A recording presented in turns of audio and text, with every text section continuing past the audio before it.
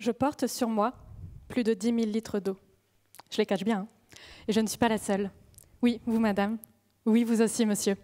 C'est ce que notre jean au coton consomme avant d'arriver sur notre étagère.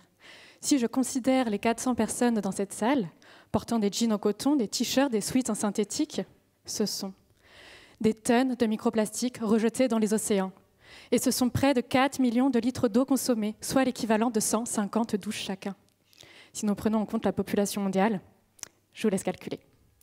Bon, je ne sais pas vous, mais moi, j'ai bien envie de continuer à m'habiller et aussi à me doucher. J'ai alors réfléchi à une autre solution pendant ma thèse. Faire des vêtements à partir de chanvre. Je vous vois venir. Non, je ne vous parle pas de CBD. Et non, nous n'allons pas fumer les vêtements. Je vous parle de chanvre textile cultivée près de chez vous. Alors le chanvre, c'est une plante fantastique.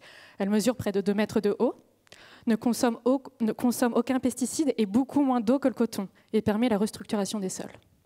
Bon, si je remonte le fil de l'histoire, nous utilisions le chanvre il y a des milliers d'années. Il y avait des fleurs mâles qui poussaient sur des plantes mâles, des fleurs femelles qui poussaient sur des plantes femelles. C'est le chanvre dioïque. Puis, pour faciliter l'utilisation pour diverses applications, les semences ont été modifiées, de sorte que les fleurs mâles et les fleurs femelles poussent sur un même pied. C'est le chanvre monoïque. Et il est supposé que le chanvre dioïque serait plus adapté pour faire des textiles que le chanvre monoïque. Dans ma thèse, c'est ce que je veux vérifier. En tissant le lien du champ jusqu'au tissu, en étudiant de nouvelles variétés et en accompagnant la mécanisation de la transformation. Bon, après avoir semé la graine, la plante grandit, puis les tiges sont coupées, puis écrasées pour en extraire des fibres. Les fibres, c'est comme nos cheveux. C'est long, c'est fin, et parfois ça se salit, ça s'emmêle, ça se remplit de nœuds. Comme nos cheveux, il est nécessaire de les peigner, de les nettoyer, d'appliquer des sortes de shampoings qui vont permettre d'affiner, de séparer les fibres pour ensuite les torsader, pour former des fils, comme on formerait des tresses avec nos cheveux.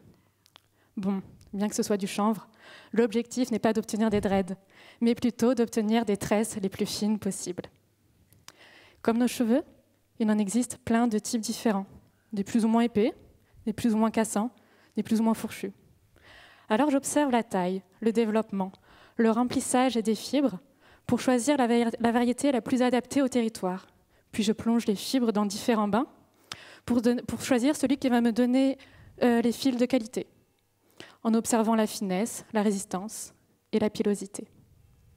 Bon, vous l'avez compris. Mon fil d'Ariane, ce sont les fibres de chanvre. Et je vais essayer de raccrocher les bouts pour aider à développer une filière innovante et locale du champ jusqu'au tissu pour que nous puissions continuer à nous habiller et nous doucher. Merci.